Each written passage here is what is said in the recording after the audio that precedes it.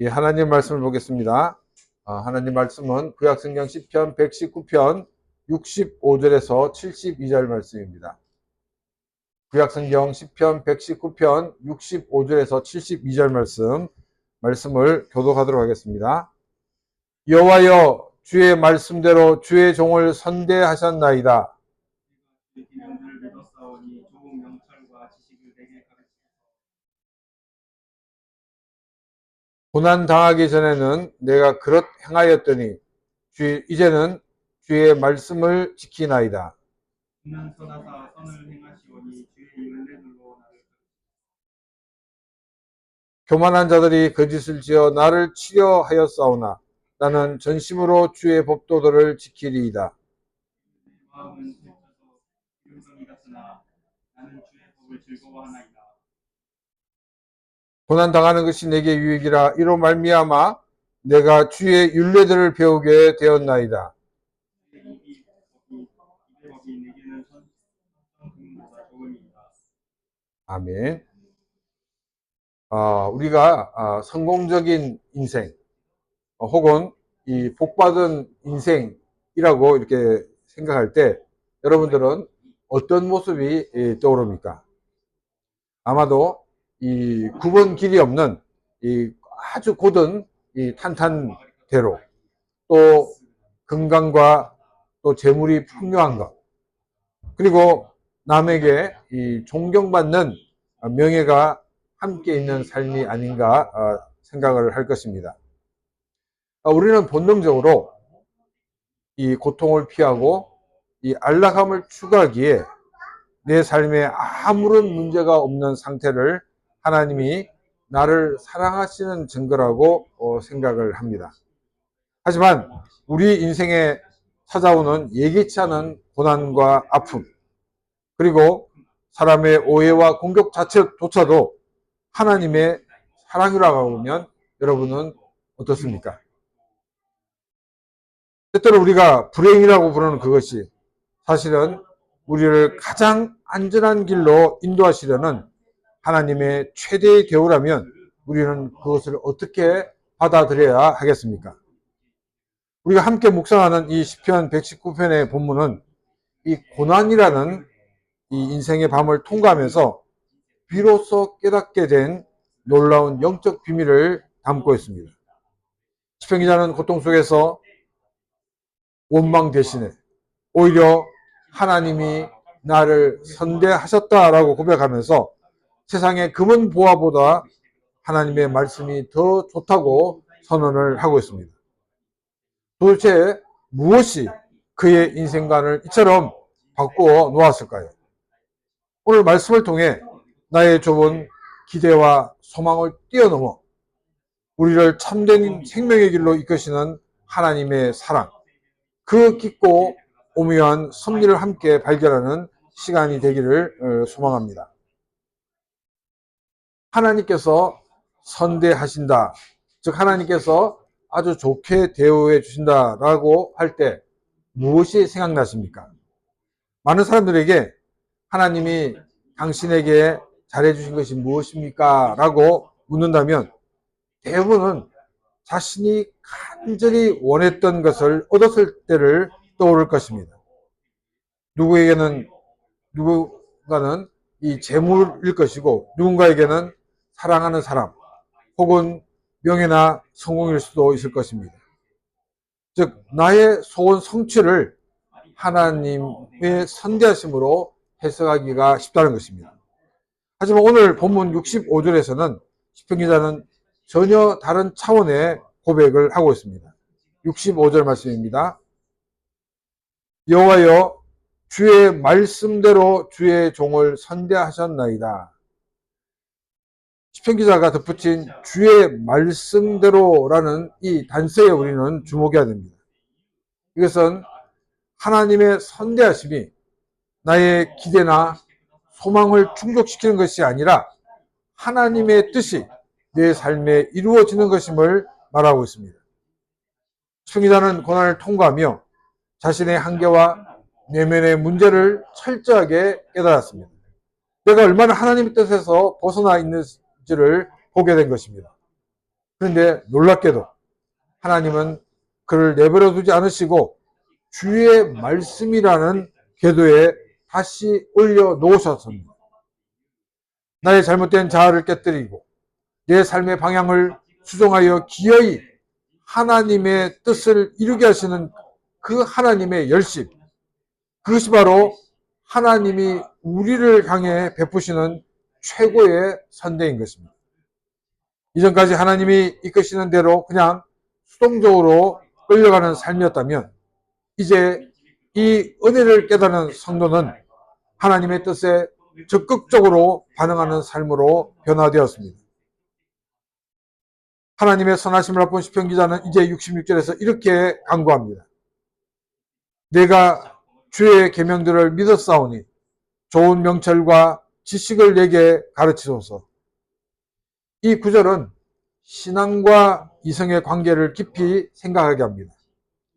우리는 흔히 무조건 믿으라고 말을 합니다. 하지만 덮어놓고 믿는 맹목적인 신앙은 삶의 위기 앞에서 쉽게 흔들립니다. 마음 깊은 곳에 해소되지 않은 그 불신의 불씨가 남아있다면 고난이 닥칠 때 불평과 원망으로 타오르기 때문입니다. 저는 이해하고 믿을 때 하나님의 말씀이 우리에게 더 강력한 영향력을 미친다고 믿습니다. 물론 인간의 이성이 믿음보다 앞설 수는 없으나 깨달아 알게 하시는 하나님의 은혜가 임할 때 우리의 믿음은 더욱더 견고해지는 것입니다. 제가 아는 분 중에 오랫동안 이 부인 때문에 억지로 교회에 나오시던 분이 계셨습니다. 이분은 아주 성실한 것 같은 성품을 가졌기 때문에 교회에서도 열심히 봉사하였습니다.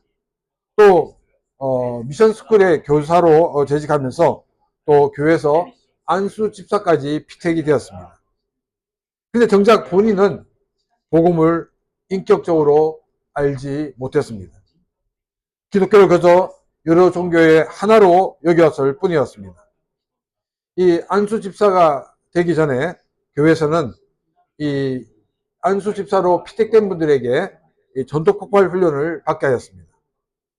이 훈련 과정 중에 자신이 예수님을 만나 변화된 이야기를 전하는 자기 간증 시간이 있었습니다. 근데 이분이 이렇게 말하였습니다. 저는 간증할 것이 없습니다. 이 말은 곧 예수님을 만난 적이 없다는 솔직한 고백인 것입니다.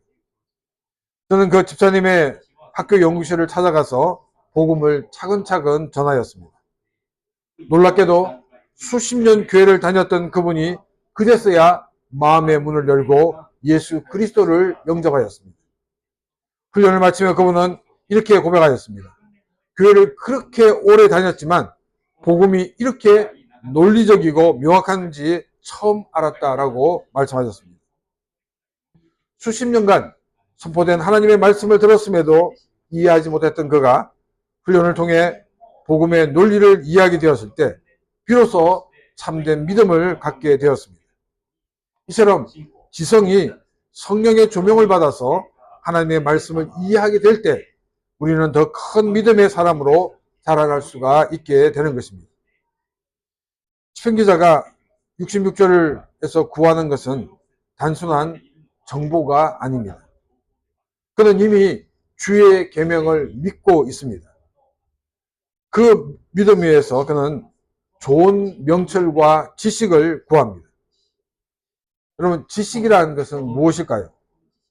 이 말씀의 핵심을 파악하여 내 것으로 삼는 것 같은 능력입니다. 우리는 정보의 홍수 속에서 살아가고 있습니다. 그 가운데서 나에게 필요한 하나님의 뜻을 정확히 아는 것, 즉 정확한 재료를 확보하는 것, 이것이 지식입니다. 또 명철은 뭐냐면 명철은 다른 말로 분별력입니다. 이것은 지식을 바르게 사용하는 능력을 말하고 있습니다. 무엇이 참인지 거짓인지, 또한 이 지식을 언제 어떻게 적용해야 할지를 판단하는 것 같은 통찰력을 말하고 있습니다.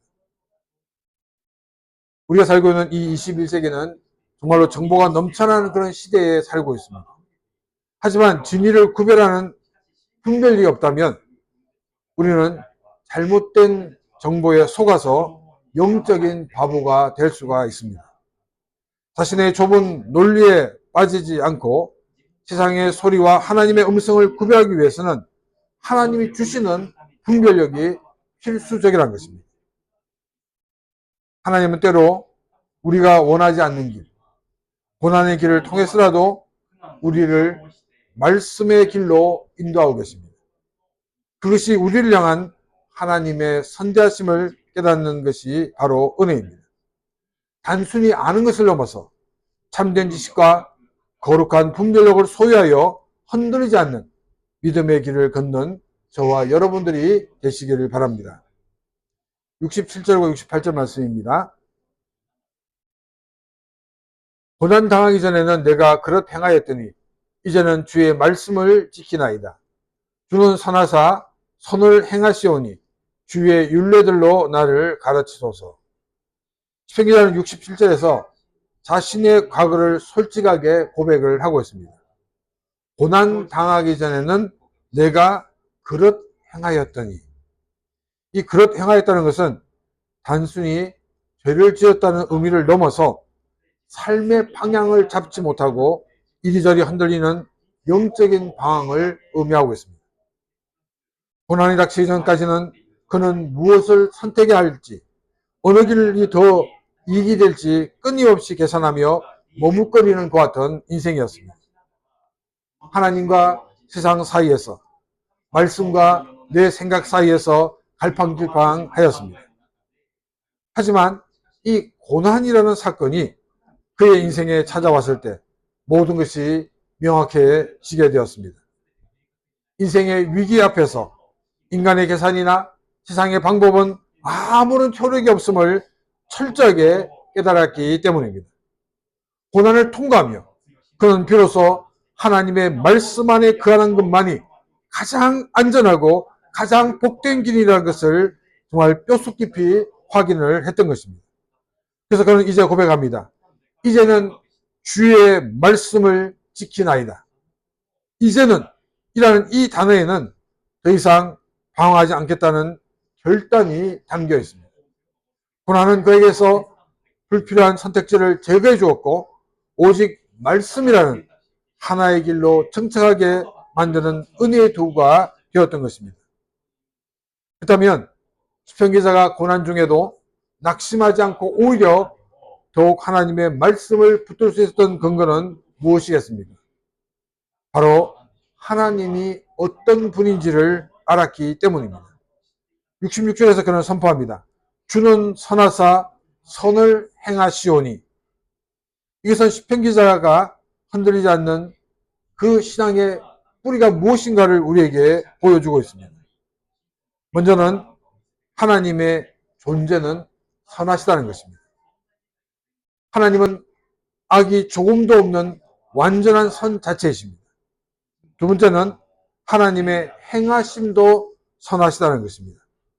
선하신 분이 행하시기 때문에 나에게 닥친 이 고난조차도 궁극적으로 하나님의 선한 목적이 있음을 보고 신뢰하는 것을 말하고 있습니다. 고난은 우리를 아프게 하지만 선하신 하나님이 허락하신 고난이라면 그 안에는 반드시 나를 살리는 뜻이 있다는 것입니다. 이 믿음이 있기에 그는 고난을 저주하지 않고 오히려 하나님께 더 가까이 나아가게 되었습니다. 이제 시편 기자는 하나님의 선하심을 의지하여 이렇게 간구합니다. 주의 율례들로 나를 가르치소서. 여기서 이 가르쳐 달라는 말을 우리가 주의 깊게 살펴봐야 됩니다. 이 히브리어 원어의 그 어근은 이 뾰족한 막대기로 찌르다 혹은 이 가축을 훈련시키다라는 것 같은 의미를 가지고 있습니다. 농부가 소를 길들이기 위해서 막대기를 사용하듯이 훈련과 연단을 의미하고 있다는 것입니다. 즉 시편 기자의 기도는 단순히 성경 지식을 더해 주십시오라고 기도하는 그런 지적 호기심을 해결하기 위한 기도가 아니라는 것입니다. 하나님 제 몸과 제 마음에 주님의 말씀이 완전히 배겨 저를 훈련시켜 주십시오. 때로는 막대기로 찌르는 아픔이 있더라도 저를 연단시켜서 하나님의 말씀대로 사는 것이 저의 본성이 되게 해주십시오. 라고 기도하는 것 같은 간구의 내용이겠습니다. 사랑하는 성도 여러분, 지금 고난 중에 계시진 않습니까? 또 선택의 기로에서 방황하고 있지는 않습니까? 하나님 주시는 고난은 우리를 망하게 하려는 것이 아니라 우리의 방황을 멈추고 가장 완전한 말씀의 항구로 인도하는 선하신 손길인 것입니다. 단순히 머리로만 아는 신앙이 아니라 삶의 고난과 연단을 통해서 말씀을 온몸으로 살아내는 성숙한 자리로 나아가시기를 바랍니다. 선하신 하나님이 우리를 반드시 그렇게 만들어 주실 것입니다. 69절에서 70절 말씀입니다. 교만한 자들이 거짓을 지어 나를 치료하여 싸우나 나는 전심으로 주의 법도들을 지키리이다. 그들의 마음은 살쪄서 기름덩이 같으나 나는 주의 법을 즐거워하나이다. 이 전쟁터에서 이 적군의 총탄보다도 더 무섭고 아픈 것이 무엇이라고 생각하십니까? 바로 아군이 쏘는 이 오인사격 혹은 배신입니다. 우리를 가장 힘들게 하는 것은 외부에 있는 적이 아니라 내 편이라고 믿었던 사람들, 바로 내부로부터 오는 공격입니다. 오늘 이 본문 69절에 나오는 이 시편 기자는 교만한 자들이라고 이렇게 다시 교만한 자들의 공격을 언급하고 있습니다. 여기서 이 교만한 자는 단순히 이 거만한 성격을 가진 사람이 아닙니다. 의도적으로 하나님의 말씀을 거부하고 자기의 뜻대로 행하는 자들을 말하고 있습니다. 충격적인 것은 이러한 공격이 하나님을 믿는다고 하는 믿음의 공동체 안에서도 일어날 수가 있다는 것입니다. 왜 이 공동체 안에서 이런 공격이 일어날까요? 아이러니하게도 시편 기자가 하나님의 말씀을 붙들었기 때문입니다. 믿음의 공동체라면 말씀대로 사는 것이 당연히 여겨야 되고 또 그것에 대해서 우리가 함께 격려해야 됩니다. 그런데 하나님의 말씀을 따른다는 것 때문에 오히려 공격의 대상이 되었다는 것입니다. 이 교만한 자들은 시편 기자가 험잡을 것이 없기 때문에 69절 말씀처럼 거짓을 지어서 시편 기자를 모함하였습니다. 없는 말을 만들어내고 진실을 왜곡하여 공격의 빌미로 삼은 것입니다. 그러나 시편 기자는 이 억울한 상황에서 흔들리지 않았습니다. 그는 사람들을 찾아다니며 변명하지 않았습니다. 그는 하나님 앞에서 이렇게 결단합니다. 나는 전심으로 주의 법도를 지키리이다. 거짓이 판을 칠수록 나는 더욱 진실한 마음으로 하나님의 말씀에 집중하겠다는 위대한 선언입니다. 도대체 그들은 왜 이렇게 말씀대로 사는 시편 기자를 미워하고 공격을 하였을까요? 시편 기자는 70절 말씀에서 그의 근본적인 원인을 영적인 비만에 있다라고 진단을 합니다. 그들의 마음은 살이 쪄서 기름덩이 같으나 이것은 그들이 세상의 풍요로움과 쾌락에 너무 깊이 심취되어 있음을 보여주고 있습니다. 마음이 세상의 욕심으로 살쪄 있고 기름이 끼어서 하나님의 말씀에 대해 아무런 감동도 없고 찔림도 느끼지 못하는 영적인 이 동맥경화가 걸린 상태입니다. 그들은 말씀대로 치열하게 사는 사람들을 보면 불편함을 느낍니다. 아니 굳이 그렇게 유별나게 믿어야 하느냐라고 이렇게 비아냥거립니다. 사실 그 내면에는 내가 그렇게 바르게 쓰게 되면 적당히 사는 나는 무엇이 되느냐라는 뒤틀리는 시기심과 영적인 열등감이 자리 잡고 있는 것입니다. 그들은 자신들의 무감각함을 감추기 위해서 깨어있는 자를 공격하는 것입니다. 세상의 죄의 감각을 잃어버린 그들과는 달리 시편 기자는 전혀 다른 길을 선택합니다. 나는 주의 법을 즐거워하나이다. 세상의 사람들은 이 눈에 보이는 기름진 것을 쫓지만 시편 기자는 생명을 주시는 하나님의 말씀을 최고의 즐거움으로 삼았습니다. 세상의 것은 먹을수록 영혼을 둔하게 만들지만 하나님의 말씀은 먹으면 먹을수록 우리의 영혼을 맑게 하고 참된 기쁨을 주기 때문입니다. 사랑하는 성도 여러분, 혹시 믿음의 결단을 하고 말씀대로 살려고 노력할 때 가까운 사람들로부터 오해나 공격을 받은 적이 없습니까? 너만 거룩하냐라는 비난을 들은 적은 없습니까? 낙심하지 마시기 바랍니다. 그것은 여러분이 하나님의 말씀 안에 있다는 증거입니다. 외부의 적보다 내부의 공격이 우리를 더 힘들게 할 때 사람들과 싸우거나 해명하려 애쓰지 마시기 바랍니다. 그때가 바로 전심으로 하나님을 바라볼 때입니다. 우리가 하나님의 그 말씀의 자리로 나가는 그런 귀한 기회가 되시기를 바랍니다. 또 내 자신을 돌아보시기 바랍니다. 내 마음도 세상의 즐거움으로 살쪄서 말씀의 맛을 잃어버린 그런 기름덩이가 되어 있지는 않습니까? 우리는 세상의 기름진 것에 심취하는 자가 아니라 하나님의 말씀을 즐거워하는 자가 되시기를 바랍니다. 세상의 모든 소음의 귀를 닫고 오직 주의 법을 즐거워함으로 영혼의 참된 만족을 누리는 저와 여러분들이 되시기를 바랍니다. 71절과 72절 말씀입니다. 고난당하는 것이 내게 유익이라. 이로 말미암아 내가 주의 율례들을 배우게 되었나이다. 주의 입의 법이 내게는 천천 금은보다 좋으니이다. 우리 중 많은 분들이 신앙을 갖게 되는 이 계기를 돌아보면 이 평안할 때보다는 인생의 모진 풍파를 만났을 때인 경우가 많이 있습니다. 자신의 힘으로는 도저히 해결할 수 없는 거대한 벽 앞에 섰을 때 우리는 정말 지푸라기라도 잡고 싶은 그런 심정으로 혹은 하나님이라면 내 이 고통을 해결해 주지 않을까라는 그런 막연한 기대감을 가지고 교회의 문을 두드리곤 합니다.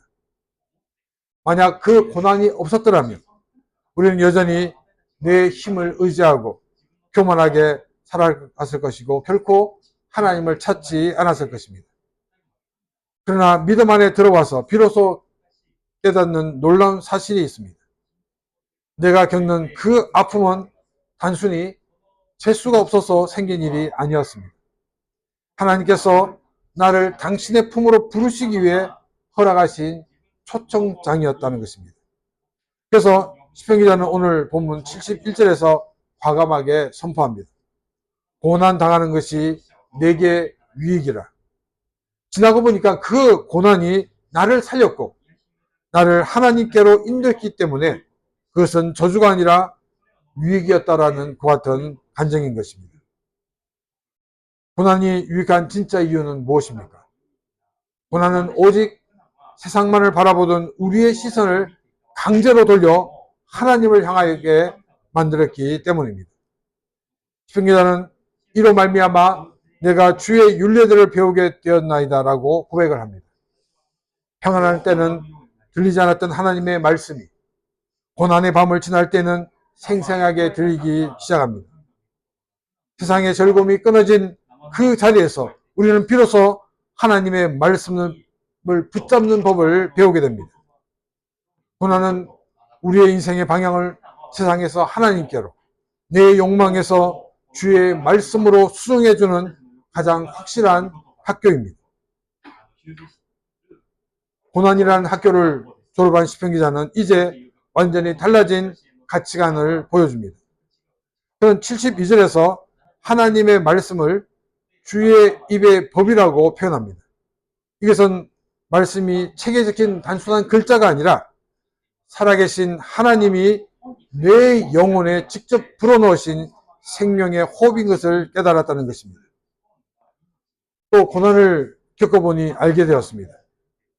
수천 수만의 이 금과 은이 있어도 내 영혼의 깊은 고통을 해결할 수 없었습니다. 그러나 하나님 입에서 나오는 그 말씀 한마디가 나를 살리고 나를 변화시켰음을 그는 체험하게 되었습니다. 그래서 이 세상의 그 어떤 보물보다도 하나님의 말씀이 더 좋다고 더 귀하다고 고백을 하고 있습니다. 이것이 고난이 그에게 남긴 최고의 유산이었습니다. 사랑하는 성도 여러분, 우리는 오늘 시편 기자의 고백을 통해 하나님이 나를 선대하신다는 그것이 어떤 의미인지를 깊이 묵상하였습니다. 우리가 인생을 살면서 겪은 수많은 고난, 그리고 믿었던 사람들에게 받았던 오해와 공격들, 이 모든 것들은 우리를 넘어뜨리려는 장애물이 아니었습니다. 지나고 보니 그것은 방황하던 우리를 멈춰 세우시고 주의 말씀이라는 가장 안전한 궤도에 올려놓으시는 하나님의 거룩한 대동장치였던 것입니다. 하나님은 때로 고난이라는 회초리를 들어 우리를 가르치시고 사람들의 비난이라는 상황을 통해서 우리의 중심을 보게 하셨습니다. 세상 사람들은 마음이 살쪄서 감각을 잃어버리고 눈에 보이는 금은만을 쫓아갈 때 하나님은 우리에게 좋은 명철과 지식을 주셔서 무엇이 진짜이고 무엇이 가짜인지를 분별하게 해 주셨습니다. 그리고 그것을 어떻게 얻으며 어떻게 실현할지를 알게 해 주셨습니다. 이제 우리는 답을 얻었습니다. 돈이 많고 적음이 복의 기준이 아닙니다. 내 뜻대로 다 되는 것이 형통이 아니라는 것입니다. 비록 고난이 있고 사람들의 공격이 있을지라도 그 상황 속에서 주의 입의 법이 내게는 천천금은보다 좋으니라는 고백할 수 있다면 그것이 하나님이 우리를 최고로 선대해 주신 증거라고 말할 수가 있습니다. 이제 우리가 세상에 나갈 때 두려워할 필요가 없습니다. 고난이 오면 하나님이 나에게 말씀을 더 깊이 가르치려고 하는구나 라고 이렇게 생각하시면 됩니다. 사람이 공격하면 나는 전심으로 주님을 따르겠습니다 라고 다짐을 하시면 됩니다. 그래서 고난이 변하여 유익이 되고 세상의 부하보다도 하나님의 말씀을 더 즐거워하는 그런 삶을 사는 복된 삶이 되시기를 바랍니다. 그래서 우리의 삶을 통해서 하나님께 더 큰 영광을 돌리는 복된 삶이 되시기를 주님의 이름으로 축원합니다. 이 시간 오늘 주신 말씀을 생각하며 같이 기도드리겠습니다.